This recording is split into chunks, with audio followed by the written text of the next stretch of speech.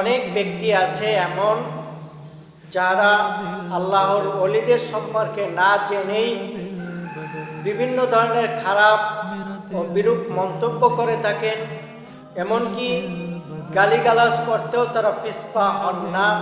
নিজের দল ও জামাতের অন্তর্ভুক্ত না হওয়ার কারণেই তারা এমনটা করে থাকেন, অর্থাৎ আল্লাহওয়ালা আলেম তথা আল্লাহর ওলিদের সাথে শত্রুতা পোষণ করে থাকেন।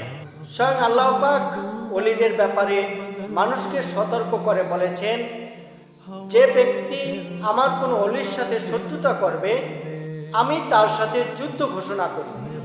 স্বয়ং আল্লাহ যার বিরুদ্ধে যুদ্ধ করার ঘোষণা দিয়েছেন, তখন নামাজ, রোজা, হজ, যাকাত, দান, সদকা এসব আমলের কি কোনো মূল্য আছে?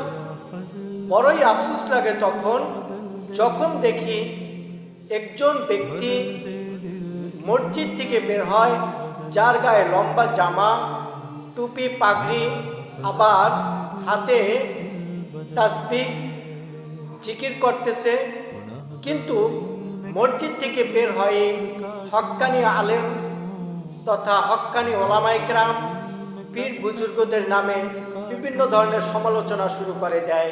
তখন মনে মনে বলি, হায় দুর্ভাগা, তোমার এই নামাজের কি কোনো মূল্য আছে? তোমার এই রোজার কোনো মূল্য আছে? তোমার তাসবিহের কোনো মূল্য আছে? কারণ তুমি তো আল্লাহর দুশমনে পরিণত হয়েছ। আল্লাহ তোমার বিরুদ্ধে যুদ্ধ ঘোষণা করেছেন, কারণ তুমি হক্কানি ওলামায়ে কেরামের সমালোচনা, কটূক্তি করতে পিছপা হও না। এই জন্যই তোমার আজকে এই দুর্দশা।